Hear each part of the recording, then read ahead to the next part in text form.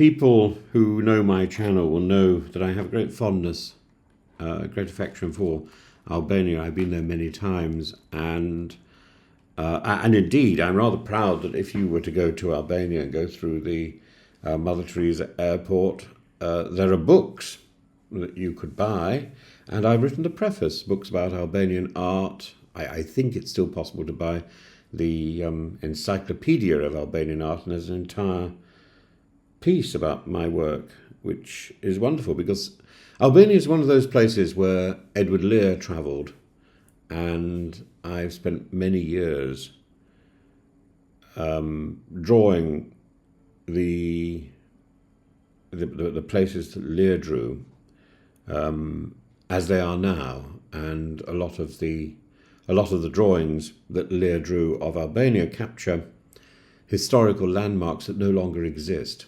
And so Lear's impact on Albania was, I think, tremendous, and it's a great shame that there aren't original paintings by Lear in Albanian collections. There's a huge number of his paintings, what he called topographies, in the Gennadian Library in Athens, but not in Albania.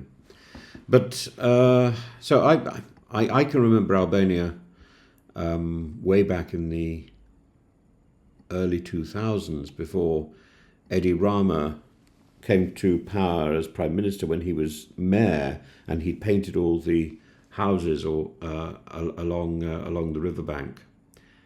Bright colours and amazing stripes and jagged, brightly coloured confections, and some of that still remains. But that really is the subject. This tall figure in Albanian politics, literally and metaphorically, Edi Rama, the 6'7" former artist turned four-term prime minister who recently hosted the European Political Summit in Tirana, and the statecraft and the stagecraft was immaculate. AI-generated greetings from European political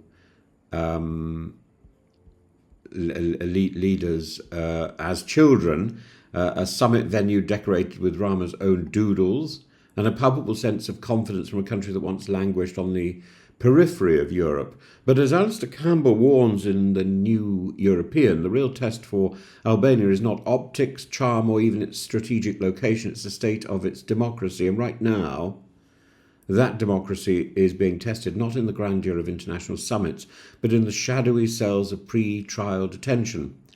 And Campbell, who has advised Rama since his opposition days, now offers us a rare insider's view of Albania's transformation. And since 2013, Rama has turned Albania into a credible regional player, hosting Zelensky, Erdogan, von der Leyen, and Macron is no small feat. Neither is winning 4 consecutive elections in a Balkan democracy with a turbulent political history. Yet, Campbell's tone changes when he discusses the case of Tirana's mayor, Erion Velaj, a long-time ally of Rama and once seen as his likely successor.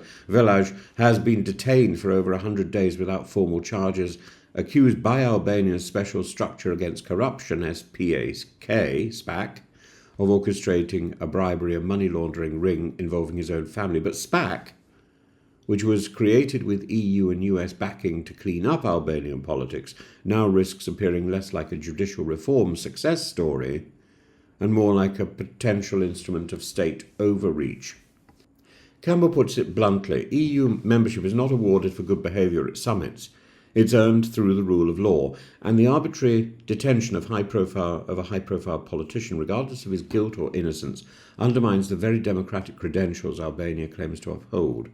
So looking at the bigger picture, since its candidature status was granted in 2014, Albania has made clear progress in its talks to become European. The IMF and World Bank note its economy is among the more resilient in the Western Balkans. Public debt is falling, EU progress reports cite advancements in infrastructure, digitalisation, foreign policy alignment. Albania even signed the first Frontex border agreement among candidate states, and it's harmonised with the EU's foreign policy, common foreign and security policy. Yet democracy is not built in spreadsheets. Albania ranks 91st out of 142 on the World Justice Project's Rule of Law Index, and judicial independence remains patchy, corruption endemic, minority rights underdeveloped. Parliamentary life is routinely disrupted, often reduced to street theatre between government and opposition. And here lies the paradox. The more Albania showcases its commitment to Europe through summits, border cooperation and flashy airports, the more urgent it becomes in demonstrating that those deeper, slower reforms have still to take place. Italy's offshoring of its asylum processing to Albania further complicates the narrative. Giorgia Meloni has praised the deal, Brussels quietly applauds it, and some EU leaders now see Albania not only as a candidate country, but as a partner in the hardening of Europe's borders. This is the price of admission, but is it too high? The offshore processing deal has already run into legal difficulties. Human rights groups warn it sets a dangerous precedent, and worst of all, it risks muddying the waters of accession. Is Albania being fast-tracked for membership because of democratic process, or because it's willing to warehouse Europe's migrants? Campbell doesn't address this directly, but the subtext is clear. The EU must not let tactical convenience override principled enlargement, and offshoring asylum should not be the fast track into the European family. Antonio Costa, the new president of the European Council, has also been clear. Enlargement is now a strategic necessity. With Russia prowling at the gates, the Western Balkans can no longer be left in limbo. But Costa also insists that enlargement must be based on merit, on reforms, the rule of law, and human rights. That's where Albania stands at a fork in the road.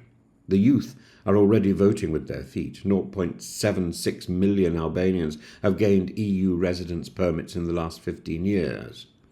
For a country of just 2.8 million, this is not just migration, it's erosion. And yet Campbell points to a source of hope, the emergence of new political movements led by young, educated Albanians who reject the inertia of the old guard. These are the people who may finally shift Albania from spectacle to substance. To paraphrase Alastair Campbell, Albania wants not just to sit at the European table, it wants to help build it. But no one gets to build the house unless they follow the blueprint. The blueprint is democracy. And Velaj's detention without charge, no matter how serious the allegations, risks undoing years of slow, painful process. The EU must make clear that this is not acceptable, and Albania's leaders, old and new, must choose whether they want to dazzle Europe or deserve it. Because Europe is watching, and Albania's story, as Campbell reminds us, is not finished. But the next chapter needs to be written in law, not just inked in felt tip on a conference wall.